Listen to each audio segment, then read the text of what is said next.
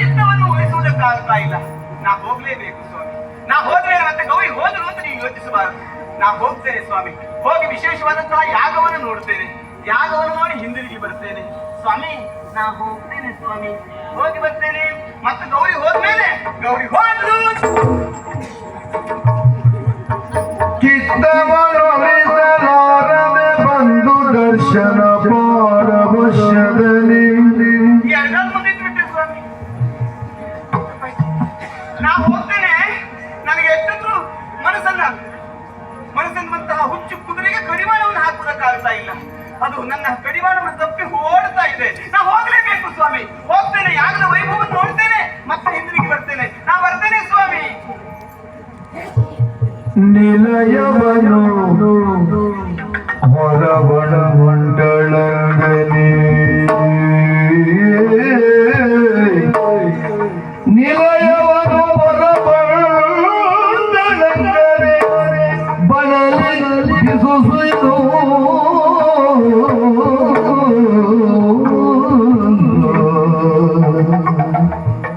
ನಿಲಯವನು ಹೊರಬಂಡಳಂಗನೆ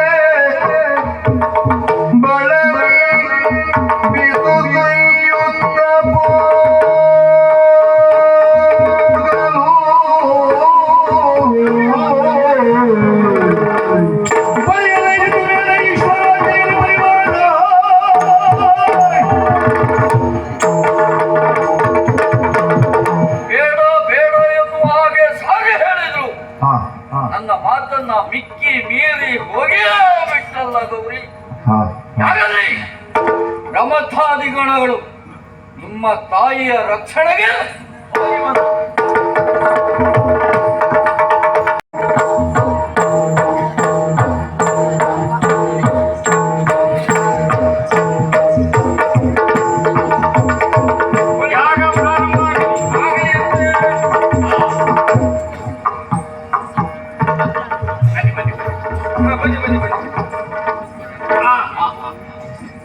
ಹಾಗಾದ್ರೆ ಪ್ರಾರಂಭ ಮಾಡುವ. ಹೌದೌದು, ನೀವು ಯಾವ್ದಾದ್ರು ಮುಗಿತೆ.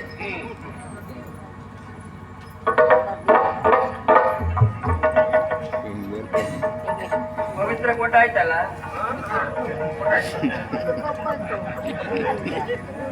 ಅವಸರದ ಸೇವೆ ಇಲ್ಲ, ನಿಧಾನವೇ ಪ್ರಧಾನ. ಇಲ್ಲಿ ಮಂತ್ರವೇ ಪ್ರಧಾನ. ಮಾಡುವಾಗಾದ್ರೆ ಇಂದ್ರಾಯ ಸ್ವಾಗ ಇಂದ್ರಾಯ ಇದಮ ಅಗ್ನಯೇ ಸ್ವಾಗ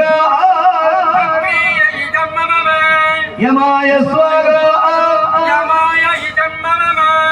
ನಿವೃತ್ತಯೇ ಸ್ವಾಗ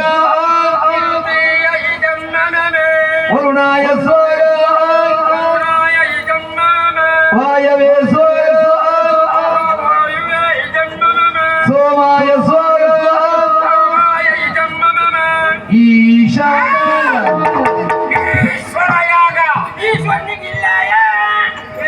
ಪರಿಪರಿಯ ವೇದಗಳ ಗೋಜಲು ದೋಷ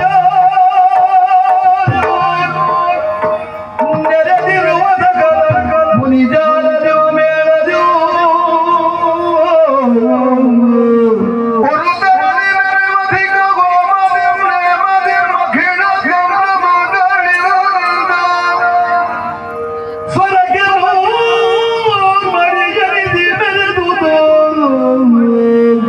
ಯಜ್ಞಶಾಲೆ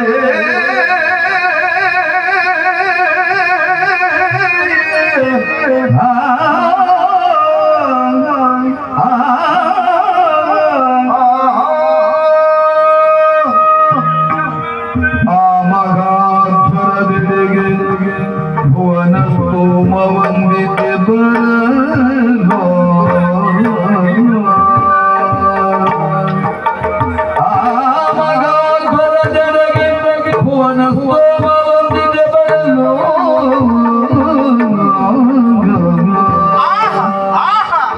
ಕಣ್ಣುಗಳು ಪಾವನವಾದವು, ಸಾರ್ಥಕವಾಯಿತು ನನ್ನ ಬದುಕಿರುವುದಕ್ಕೆ ಅನುಮಾನವೇ ಇಲ್ಲ. ಎಂತಹದ್ದೊಂದು ಯಾಗ ಮಂಟಪ ಇದು, ಎಂತಹ ವೈಭವಪೇತವಾದಂತಹ ಯಾಗ. ಅಪ್ಪ, ಬ್ರಾಹ್ಮಣರಾಡಿದ ಮಾತು ಸತ್ಯ. ನ ಭೂತ ನ ಭವಿಷ್ಯತಿ. ಇಂಥದ್ದೊಂದು ಯಾಗ ಹಿಂದೆ ಆಗಿರ್ಲಿಕ್ಕಿಲ್ಲ, ಮುಂದೆ ಆಗುವುದಕ್ಕೂ ಸಾಧ್ಯ ಇಲ್ಲ.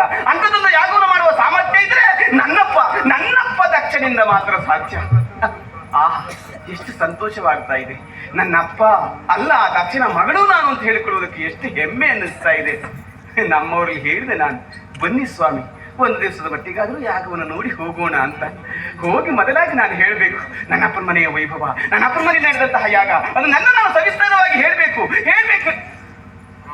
ಅಂತ. ಅದ್ರ ಮೊದಲು ನನ್ನ ಅಪ್ಪ ಅಮ್ಮ ಎಲ್ಲಿದ್ದಾರೆ? ಹೋ ಹೋ ಹೋ ಹೋ ಹೋ ಹೋ ಎತ್ತರದ ಯಾಗ ಮಂಟಪದಲ್ಲಿ ಕುಳಿತಿದ್ದಾರೆ. ಹೋಗಿ ನನ್ನ ಅಪ್ಪನಿಗೆ ನಮಸ್ಕರಿಸ್ತೇನೆ. ಆಶ್ಚರ್ಯ ಆಗ್ಬೇಕು ಅವನಿಗೆ, ಬಾಜಿ ತಂದುಕೊಳ್ಬೇಕು. ಅಪ್ಪ ಅಪ್ಪ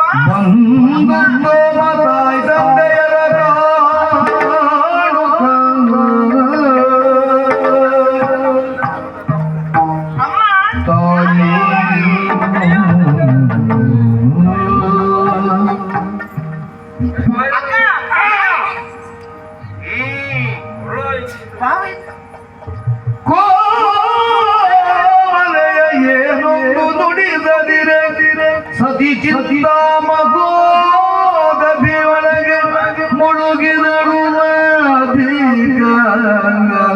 ಬೆರಗಿನಲ್ಲಿ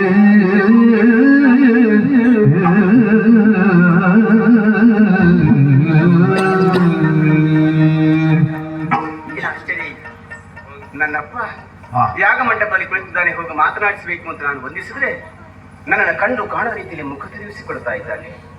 ಏನೋ ಗಡಿಬಿಡಿ ಇರಬಹುದು. ಅಮ್ಮನಿಗೆ ಕೈ ಮುಗಿದರೆ ಆಶೀರ್ವದಿಸಬೇಕು ಅಂತ ನನ್ನ ಅಮ್ಮನನ್ನ ಅಪ್ಪ ತಡೀತಾ ಇದ್ದಾನೆ. ನನ್ನ ಅಕ್ಕಂದಿರಲ್ಲ ನನ್ನನ್ನು ಕಂಡು ಕಾಣೋ ರೀತಿಯಲ್ಲಿ ಮುಖ ತಿರುಗಿಸಿಕೊಳ್ತಾ ಇದ್ದಾರೆ. ಬಂದು ಬಾಂಧವರಲ್ಲ ದಾಸಾರ ದೃಷ್ಟಿನ ಬೀರ್ತಾ ಇದ್ದಾರೆ. ಯಾಕೆ ಹೀಗೆ? ನಮ್ಮವರ ಆಡಿದ ಮಾತು ಸತ್ಯ. ಕರೆಯದೆ ಹೋಗಕೂಡದು. ನಾನು ಬರುವುದಿಲ್ಲ ಗೌರಿ, ನೀನು ಹೋಗಬೇಡ. ಇಲ್ಲ, ಅವರ ಮಾತನ್ನು ನೆಕ್ಕಿ ಮೀರಿ ಬಂದರು. ನನ್ನಪ್ಪನ ಮನೆಯಲ್ವೇ, ಅಪ್ಪನ ಮನೆಗೆ ಕರೆಬೇಕೆ? ಅದರಲ್ಲಿ ಇವ್ರ ಮನೆ ಊಟಕ್ಕೆ ಬಂದದ್ದಲ್ಲ ನಾನು. ಯಾಗವಲ್ವೇ, ವಿಶೇಷವಾದಂತಹ ವೈಭವೋಪೇತವಾದಂತಹ ಯಾಗವನ್ನು ನೋಡ್ತೇನೆ, ಮತ್ತೆ ಹಿಂದಿರುಗಿ ಹೋಗ್ತೇನೆ ಅಂತ. ಯಾಗ ನಡಿಗೆ ನೋಡೋಣ ಮತ್ತೆ.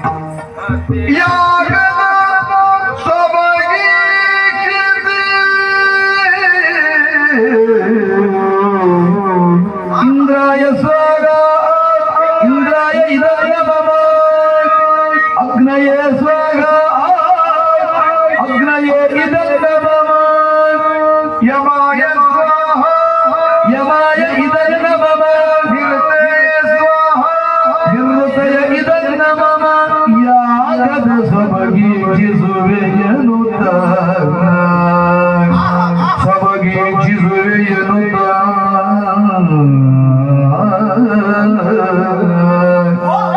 ವರುಣಾಯ ಸ್ವಾಹ ವರುಣಾಯ ಇದಗ ಮಮ ವಾಯವೇ ಸ್ವಾಹ ವಾಯವ ಇದಗ ಮಮ ಕುಬೇರಾಯ ಸ್ವಾಹ ಕುಬೇರಾಯ ಇದಗ ಮಮ ಈಶಾಯ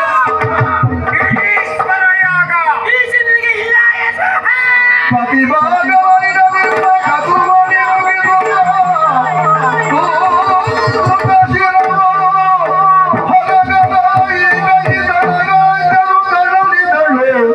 ಸಭೆಯೊಳಗೆ ಯಾತಕ್ಕೆ ಬಂದೆನು ನಾನೇ ಪಾತಕಿ ಮಾಡುವ ಯಜ್ಞಕ್ಕೆ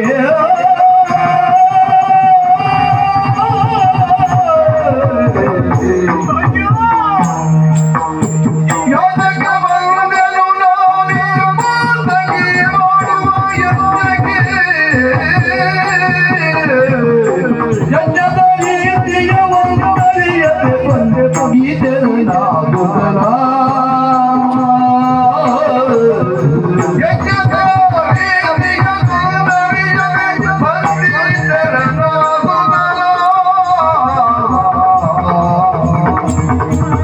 ಪತಿಗಳಿಗೆ ತ್ರೈಲೋಕ್ಯದ ಕಸುವಿನ ಮಾಧವ ಕೊಡದಿಗ ಪತಿಗಳಿಗೆ ತ್ರೈಲೋಕ್ಯದ ಕಸುವಿನ ಮಾಧವ ಕೊಡದಿಗ ಮತಿಯುತ ಯಾರೋ ಮತಿಯುತ ಯಾರೇ ಬುದ್ಧಿಯು ನಿನಗೆ ಬಂತು ಮತಿಯುತ ಯಾರೇ ಬುದ್ಧಿಯು ನಿನಗೆ ಬಂತು.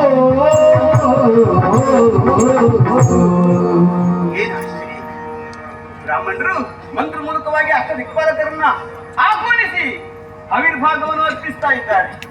ಇಂದ್ರ ಅಗ್ನಿ ವಾಯು ವರುಣ ಮುಂತಾದವನ್ನೆಲ್ಲ ಕರೆದು ಕೊಡುತ್ತಿರುವ ಸಂದರ್ಭಕ್ಕೆ ಕಡೆ ದಿಕ್ಕಿನ ಒಡೆಯನಾಗಿರುವಂತಹ ಮರದನ್ನು ಇನ್ನೇನು ಆಹ್ವಾನಿಸ್ತಾರೆ ಎನ್ನುವಾಗ ನನ್ನಪ್ಪ ಬ್ರಾಹ್ಮಣರ ಬಾಯನ್ನು ಕಟ್ತಾ ಇದ್ದಾನೆ.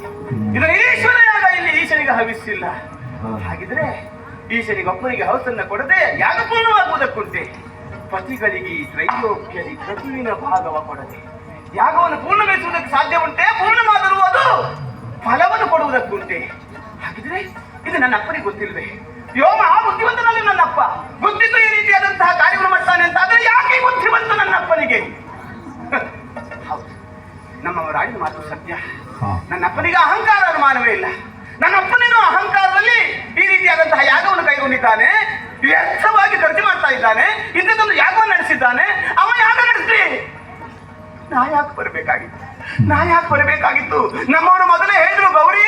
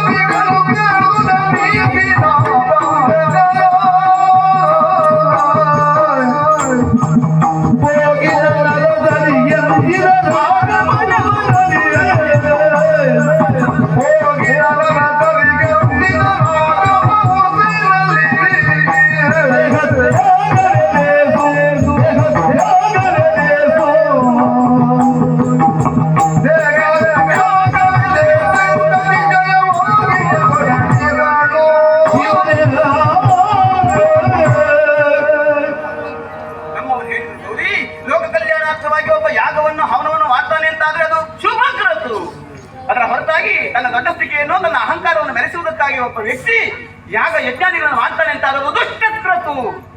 ಆ ಕ್ರತುವಿಗೆ ನಾನಂತೂ ಬರುವುದಿಲ್ಲ, ನೀನು ಹೋಗುವುದು ಬೇಡ ಅಂತೇಳಿ ನಮ್ಮವರ ಬಾಯಿ ಕಟ್ಟಿ ಬಿಟ್ಟೆ ನಾನು. ಬೇಡ ಹೋಗದಿರೆಂಬ ವಚನವನ್ನಾಡಿ ಕೇಳಿಸದಿರಿ. ಅವರ ಮಾತನ್ನ ಮಿಕ್ಕಿ ಮೀರಿ ಬಂದೆ ನಾನು. ಎಡಗಾಲ ಮುಂದಿಟ್ಟು ಮನೆಯಿಂದ ಹೊರಟು ಬಿಟ್ಟೆ ನಾನು. ಅದು ಅಪಶಕನ ಅಂತ ನನಗಾಗಲೇ ಅರ್ಥ ಆಗಿತ್ತು. ನಮ್ಮವರ ಮಾತನ್ನ ಮಿಕ್ಕಿ ಮೀರಿ ಬಂದೆ, ಅನುಮಾನವೇ ಇಲ್ಲ. ಹೆಣ್ಣಾದವಳು ಗಂಡನ ಮಾತನ್ನ ಮಿಕ್ಕಿ ಮೀರಿ ಅಪ್ಪನ ಮನೆಗೆ ಹೋದ್ರು ಅವಮಾನವನ್ನೇ ಅನುಭವಿಸ್ತಾಳೆ ಅನ್ನೋದಕ್ಕೆ ನಾನು ಸಾಕ್ಷಿಯಾಗಿ ಹೋದ ಪ್ರಪಂಚ ಮುಖಕ್ಕೆ. ಗಂಡನ ಅಪ್ಪನ ಮನೆಯಿಂದ ಆಚೆ ಹೋಗ ಕೂಡದವಳು, ಅನುಮಾನವೇ ಇಲ್ಲ. ನಾನೀಗ ಹಿಂದಿರುಗಿ ಮನೆಗೆ ಹೋದ್ರೆ ನನ್ನನ್ನು ನಗುಮುಖದಲ್ಲಿ ಆಹ್ವಾನಿಸಿದ ನಮ್ಮವರು, ಗೌರಿ ಹೇಗಾಯ್ತು ಯಾಗ ಅಂತ ಕೇಳಿದ್ರೆ ಏನು ಅಂತ ಉತ್ತರಿಸಿ ನಾನು, ಸ್ವಾಮಿ ನನ್ನನ್ನು ಯಾರು ಅಲ್ಲಿ ಮಾತನಾಡ್ತಿಲ್ಲ ಅಂತ ಹೇಳಿ, ನನ್ನನ್ನೆಲ್ಲರೂ ಅವಮಾನಿಸಿದ್ರು ಅಂತ ಹೇಳಿ, ನಿಮ್ಮನ್ನು ಅವಮಾನಿಸುವುದಕ್ಕಾಗಿ ಮಾಡಿದಂತಹ ಯಾಗ ಅಂತ ಇಲ್ಲ. ಏನ್ ಹೇಳಿ ನಾನು ಹಿಂದಿರುಗಿ ಹೋಗುವುದಿಲ್ಲ. ಇಲ್ಲಿ ನನ್ನನ್ನು ಯಾರು ಮಾತನಾಡಿಸುವುದಿಲ್ಲ. ಹಿಂದಿರುಗಿ ಹೋದ ನಮ್ಮವರು ನನಗೆ ಕುಹಕವಾಗಲೇ ಬಿಡುವುದಿಲ್ಲ. ಇಲ್ಲ, ಅಯ್ಯೋ ನಾ ಬರಬಾರ್ದಿತ್ತು, ಬಂದು ಕೆಟ್ಟೆ, ಬರಬಾರ್ದಿತ್ತು, ನಾ ಬಂದು ಕೆಟ್ಟೆ, ಅಯ್ಯೋ ನಾ ಬಂದು ಕೆಟ್ಟೆ.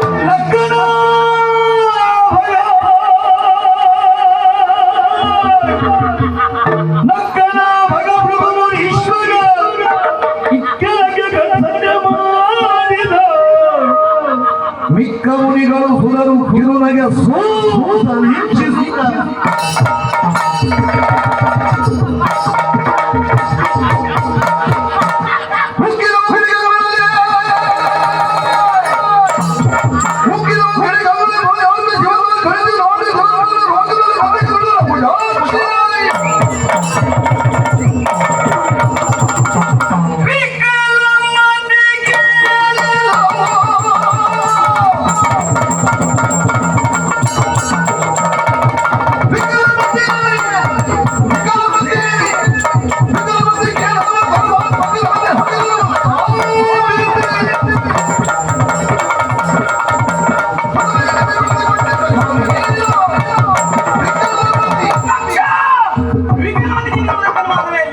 ವಿಶೇಷವಾದಂತಹ ಯಾಗವನ್ನು ಮಾಡಿದ್ದೀಯಾ, ಆದರೆ ನಮ್ಮವರನ್ನ ಅವಮಾನಿಸುವುದರ ಮೂಲಕವಾಗಿ ಇಂತಹ ಪವಿತ್ರ ಯಾಗವನ್ನ ಕೇಳಿಸಿಕೊಂಡು ಬಿಟ್ಟ ನೀನು.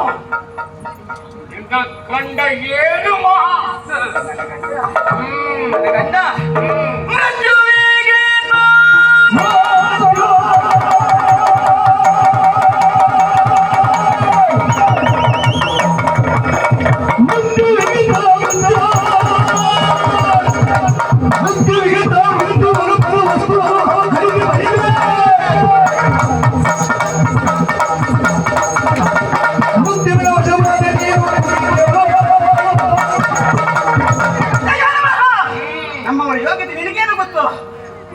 ಮೃತ್ಯುವಿಗೆ ಮೃತ್ಯುಗ ಪ್ರಪಂಚದ ಯಾವೆಲ್ಲ ಜೀವರಾಶಿಗಳನ್ನು ಸೆಳೆಯುವಂತಹ ಮೃತ್ಯುವಿಗೂ ಮೃತ್ಯುವೆನಿಸಿರುವಂತಹ ಮೃತ್ಯುಂಜಯನಿಸಿರುವಂತಹ ನಮ್ಮವರ ಯೋಗ್ಯತೆಯನ್ನು ನೀವೇನು ಬಲ್ಲೆ ನೀನು ಅವಿಸನ್ನ ಸ್ವೀಕರಿಸುವುದಕ್ಕೆ ದೇವತೆಗಳ ಬಂದಿದ್ದಾನಲ್ಲ.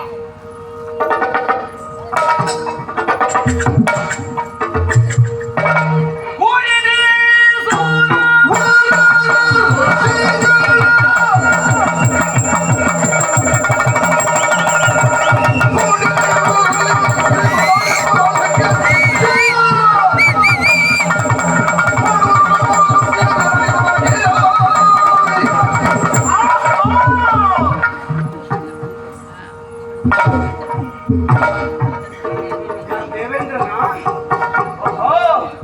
ಕಷ್ಟವನ್ನ ಕಾಲಕ್ಕೆ ಕೈಲಾಸದವರಿಗೆ ಓಡೋಡಿ ಬಂದು ಹೆಂಬ ಮಹಾದೇವ ಎನ್ನುವುದಾಗಿ ನಮ್ಮವರ ಕಾಪಿಸಿಕೊಳ್ಳುವ ನೀನು ಇವತ್ತಿ ದಕ್ಷ ಕೊಡುವ ಹವಿಸನ್ನ ಬಂದೇನು ನೀನು ಅಂತಲ್ಲ ಕೂಡಿರುವಂತಹ ಯಾವೆಲ್ಲ ಸುರವರರು ಇಂತಹ ದುಷ್ಟಕೃತರಿಗೆ ಸಹಾಯಕರಾದಂತಹ ಯಾವೆಲ್ಲರಿಗೆ ಇಂದೆಲ್ಲ ನಾಳೆ ನಮ್ಮವರು ಶಿಕ್ಷೆಯನ್ನು ಕೊಡ್ತಾರೆ ನಮ್ಮವರು ಶಿಕ್ಷೆಯನ್ನ ಕೊಡ್ತಾರೆ ನಮ್ಮವರು ಕೊಡ್ತಾರೆ. ನನ್ನ ಮಗಳು ನೀನೆಂಬುದನ್ನು ಮರೆಯಬೇಡ. ನಾನು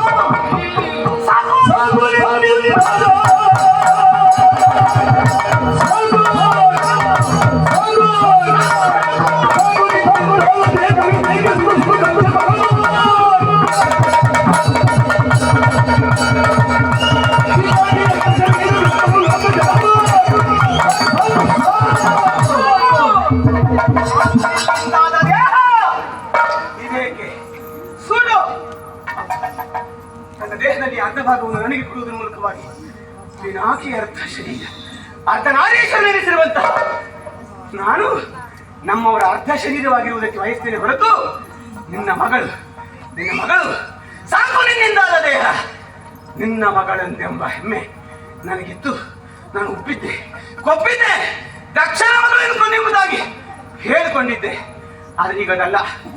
ಆದರೆ ಒಂದು ಏನ್ ಮಾಡೋಣ ಹೇಳು, ನಿನ್ನ ಕಣ್ಮುಂದೆ ಕಾಣುತ್ತಿರುವಂತಹ ಈ ಶರೀರ ನನ್ನ ಮಗಳು ಒಟ್ಟಿಟ್ಟು ತೋರಿಸ್ತಾ ಇದೆಯಲ್ಲ, ತೋರಿಸುವುದಕ್ಕೆ ಆ ದೇಹವೇ ಇರಬಾರದು. ನನಗೆ ಅರ್ಥವಾಯಿತು. ಹಿಂದಿರುಗಿ ಹೋಗಲಾರೆ, ಇಲ್ಲಿರುವುದಕ್ಕೆ ಅವಕಾಶವಿಲ್ಲ. ತುಂಬಿರುವಂತಹ ಸಭೆಯಲ್ಲಿ ಗಂಡನಾದವರಿಗೆ ಅವಮಾನ ಆಗ್ತದೆ ಅಂತಾದರೆ ಪತಿವ್ರತೆಯಾದ ಹೆಣ್ಣು ಅದನ್ನು ತಡೆಯಬೇಕು. ಗಂಡನಿಗೆ ಮಾನವನ್ನು ಕೊಡಿಸುವಂತಹ ಪ್ರಯತ್ನವನ್ನು ಮಾಡಬೇಕು. ಅದಲ್ಲ ಅಂತಾದ್ರೆ ಅವಳಲ್ಲೇ ಸಾಯ್ಬೇಕು. ಅಲ್ಲೇ ಸಾಯ್ಬೇಕು. ನಾನಿಲ್ಲೇ ಸಾಯ್ಬೇಕು.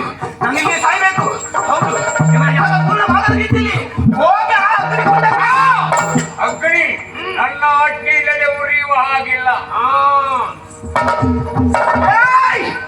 ನಿನ್ನ ಅಗ್ನಿಗೆ ನನ್ನನ್ನು ಮುಟ್ಟುವ ಧೈರ್ಯ ಉಂಟೇನೋ? ವಿನೋಕಿ ಅರ್ಧ ಶರೀರ ನನ್ನನ್ನು ಮುಟ್ಟುವ ಧೈರ್ಯ ಉಂಟೇನೋ ನಿನ್ನ ಅಗ್ನಿಗೆ? ಸುಡು ನಿನ್ನ ಅಗ್ನಿಯನ್ನ. ಅಗ್ನಿ ನನ್ನಲ್ಲುಂಟು, ನಿಟಿಲ ನೇತ್ರ ನನ್ನ ಗಂಡ ಕಣ್ಣಿನಲ್ಲುಂಟು ಬೆಂಕಿ. ಆ ಯಾವ ಬೆಂಕಿ ಅವಶ್ಯಕತೆ ಇಲ್ಲ, ನನ್ನಲ್ಲುಂಟು ಅಗ್ನಿ. ಅದು ಯೋಗ ಅಗ್ನಿ, ನನ್ನ ದೇಹದ ಒಳಗುಂಟು ಅಗ್ನಿ. ಆ ಒಳಗಿರುವ ಅಗ್ನಿಯನ್ನೇ ಹೊರಗಡೆ ಉಜ್ವಲಿಸಿ ಪ್ರಜ್ವಲಿಸಿ ನಿನ್ನ ಕಣ್ಣೆದುರಿಗೆ ನಿನ್ನಿಂದಾದ ದೇಹ ಕರಟಿ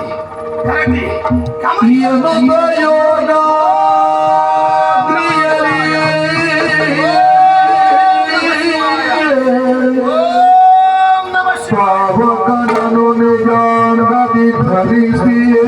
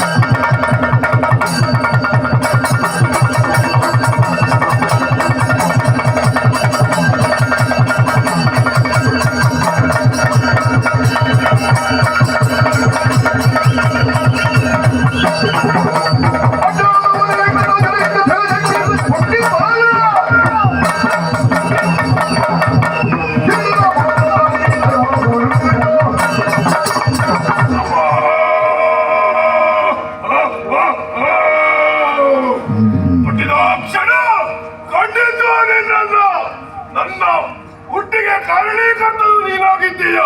ತಂದೆ ಆದಂತಹ ನೀನು ನನ್ನನ್ನ ಸೃಷ್ಟಿಸಿದ್ದೀಯಲ್ಲ.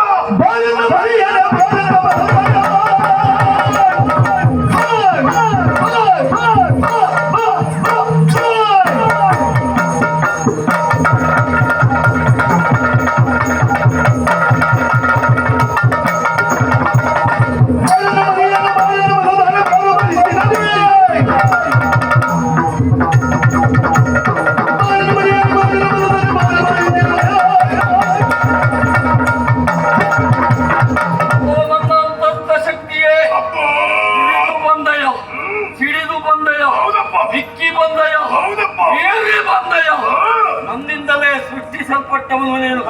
ಮಗಳೇ, ಏನಾಗಬೇಕು ಎನ್ನುವ ಹಾಗೆ ಕೇಳ್ತಾ ಇದ್ದೀಯಲ್ಲ. ನಿನ್ನ ತಾಯಿಯ ಸಾವಿಗೆ ಕಾರಣೀಕರ್ತ ದಕ್ಷ.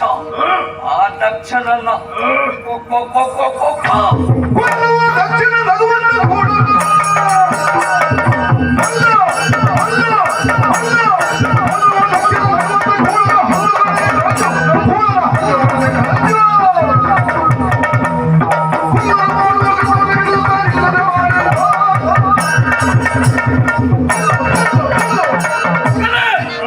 ಪ್ರಾಚೀನ ಬಗೆಯಲ್ಲಿರುವಂತಹ ದಕ್ಷನನ್ನ, ಅವನ ಅನುಯಾಯಿಗಳನ್ನ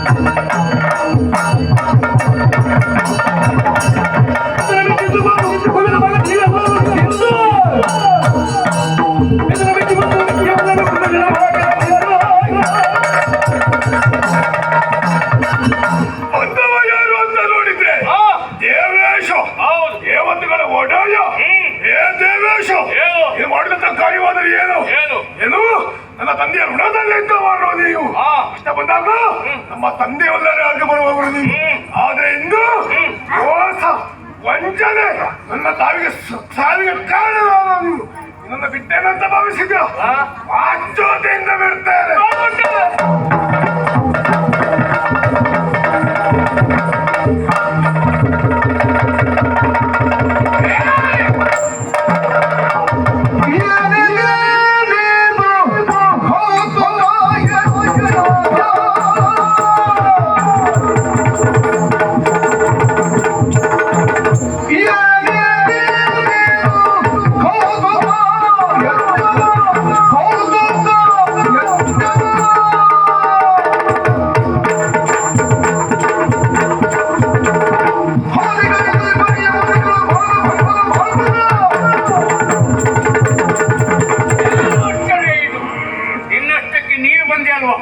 ಯಾಗ ಎಲ್ಲ ಹಾಳು ಮಾಡಿದೆ.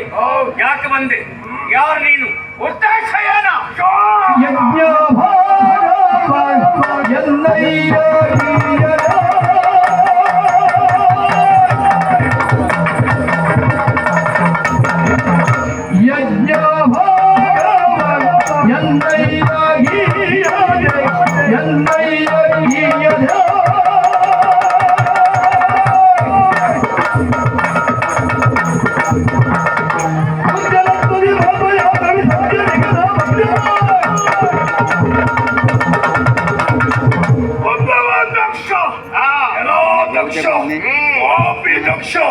ನೀನು ಮಾಡಿದಂತಹ ಕಾರ್ಯವಾದರೆ ಏನೋ ನನ್ನ ತಂದೆಗೆ ಕೊಡುವಂತಹ ವಯಸ್ಸು. ಯಾರು ನಿನ್ನ ಅಪ್ಪ?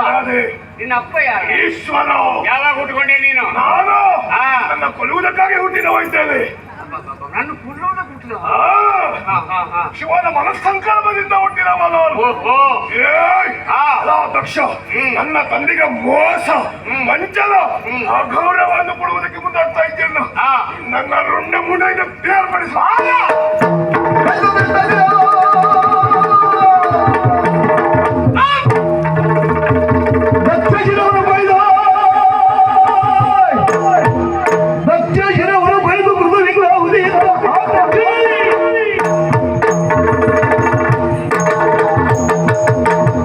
ದಕ್ಷಿಣವನ್ನು ಬೇರ್ಪಡಿಸಿದ್ದಾಗಿದೆ. ಆಡುವಂತಹ ಯಜ್ಞದಲ್ಲಿ ಅಥವಾ ಯಾವ ಗುಡ್ಡದಲ್ಲಿ ದಕ್ಷರ ಶಿರವನ್ನು ಬಿಸಾಡಿ ವಿಚಾರವನ್ನ ಮಹಾದೇವ